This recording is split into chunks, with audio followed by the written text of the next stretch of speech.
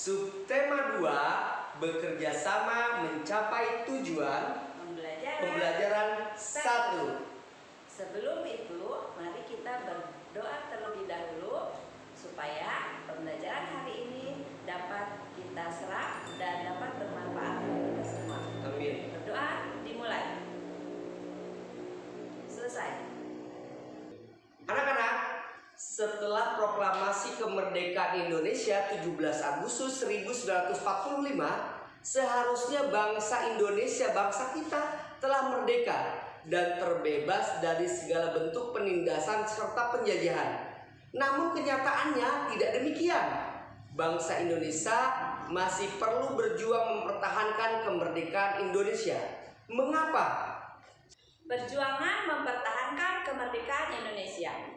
Setelah proklamasi kemerdekaan Indonesia 17 Agustus 1945, bangsa Indonesia ternyata masih terus berjuang mempertahankan kemerdekaan Indonesia dari gangguan bangsa asing yang datang, seperti dari pemerintahan Belanda. Pasukan Belanda kembali datang ke tanah air. Kedatangan ini disambut sebagai bentuk perlawanan oleh bangsa Indonesia. Sehingga sejak tahun 1945 sampai dengan 1950 terjadi berbagai macam perlawanan dan pertempuran di berbagai daerah di Indonesia antara pihak Indonesia dengan pihak Belanda yang dibantu oleh pasukan Inggris mereka. Rudi, bagaimana perjuangan bangsa Indonesia dalam mempertahankan kemerdekaan Indonesia di berbagai daerah? Bagaimana Bu ya perjuangannya? Ya. Ibu bisa menjelaskan salah satu contoh atau beberapa contoh? Salah satu contohnya adalah pertempuran Surabaya. Pada tanggal 25 Oktober 1945, tentara sekutu yang dipimpin oleh Brigadir Jenderal Malabi, tanggal 23 sampai 30 Oktober 1945, terjadi kontak senjata antara para pemuda Indonesia dengan pasukan Inggris. Dalam pertempuran ini, pasukan Inggris dapat dipukul mundur. Bahkan, puncak dari perjuangan tersebut adalah terbunuhnya pemimpin pasukan Inggris, Brigadir Jenderal Malabi. Pada tanggal 9 November 1945, Inggris mengeluarkan ultimatum yang berisi semua pimpinan dan orang Indonesia yang bersenjata harus melapor dan meletakkan senjatanya di tempat yang ditentukan dan menyerahkan diri dengan mengangkat tangan. Itu pengumuman yang dikeluarkan oleh tentara Belanda yang diboncengi oleh sekutunya Inggris terhadap para pejuang Indonesia di Surabaya khususnya.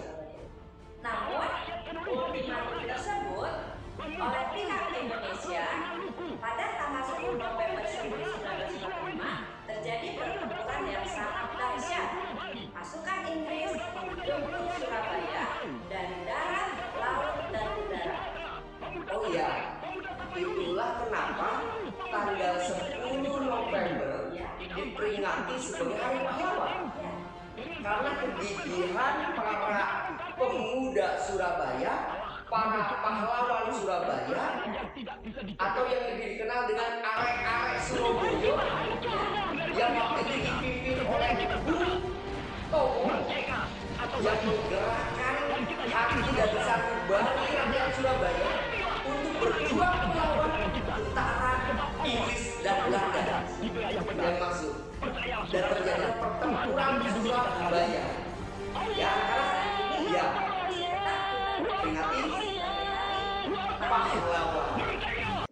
Nah, anak-anakku yang pinter, yang cantik, yang ganteng, berdasarkan teks di atas, isilah peta pikiran berikut menggunakan kalimat efektif yang ada di buku paket tema 2 halaman 45.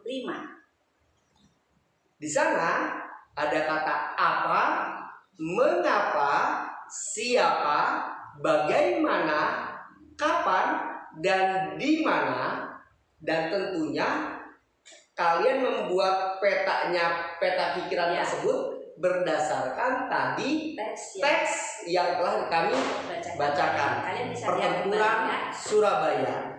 Kamu dapat mengembangkan peta pikiran yang telah kamu buat menjadi sebuah tulisan baru dengan menggunakan kata-kata sendiri. Sebelum menulis, perhatikan ciri-ciri kalimat efektif berikut. Baik. Kalimat efektif adalah kalimat yang mengandung gagasan pembicara atau penulis yang terdiri atas kata-kata yang mempunyai unsur subjek, predikat, objek, dan keterangan. Ciri-ciri kalimat efektif apa, Bu? 1. Memiliki unsur penting atau pokok, minimal unsur subjek dan predikat. 2. Menggunakan struktur bahasa yang tepat. 3. Memenuhi kaidah ejaan yang berlaku. 4. Menggunakan pilihan kata atau diksi yang tepat dan sesuai kebutuhan. Setelah belajar tentang sejarah perjuangan mempertahankan kemerdekaan, sekarang kamu akan mempelajari tentang cara hewan menyesuaikan diri dengan lingkungan tempat tinggalnya. Apakah kamu pernah mengamati ayam, bebek, ikan, dan cecak? Apakah kamu mengetahui ciri-ciri hewan tersebut? Apakah kamu juga mengetahui ciri-ciri tempat tinggalnya atau habitatnya? Ayo, sekarang kami berikan tugas. Buka halaman 48 buku tema 2, subtema 2, pembelajaran pertama 1. Halaman 48 kalian isi, kalian kerjakan ciri-ciri hewan ayam, tempat habitatnya ayam, ciri-ciri bebek, ciri-ciri ikan dan cecak serta habitatnya. Silakan dibuka halaman 48 dan kalian kerjakan. Tuhan menciptakan makhluk hidup dengan segala keunikan dan keistimewaannya, tidak terkecuali hewan. Keunikan dan keistimewaan hewan tersebut kita kenal dengan ciri khusus. Ciri khusus pada hewan tersebut mempunyai hubungan yang erat dengan tempat tinggalnya. Misalnya, ikan memiliki insang untuk bernapas di dalam air. Cecak memiliki perekat pada kakinya untuk dapat menempel di dinding. Dan bebek memiliki selaput pada kakinya agar dapat berenang di air. Pernahkah kamu mengamati bebek berenang di kolam? Mengapa bebek dapat berenang dengan baik? Bebek memiliki ciri khusus yang disesuaikan dengan tempat tinggalnya atau habitatnya. Bebek hidup di darat, namun untuk mencari makan, bebek biasanya berada di air. Ciri khusus yang dimiliki bebek mencari makan berupa paruh yang agak panjang dan lebar pada bagian ujungnya. Bebek mencari makan di air, seperti kolam, sungai, sawah, atau danau yang dangkal. Bulu bebek dilapisi oleh minyak sehingga tidak basah jika terkena air. Ketika bebek keluar dari air dan berada di darat, bebek biasanya mengibas-ngibaskan bulunya sehingga air yang menempel di tubuhnya keluar. Apa yang akan terjadi jika bulu bebek tidak dilapisi minyak dan air menyerap ke tubuhnya? Bisa jadi. Selain itu, bebek juga memiliki ciri khusus lainnya, yaitu selaput pada kakinya. Selaput tersebut digunakan untuk berenang. Baik anak-anak, itu pelajaran yang dapat kami berikan pada pagi hari ini. Semoga bermanfaat untuk kita semuanya.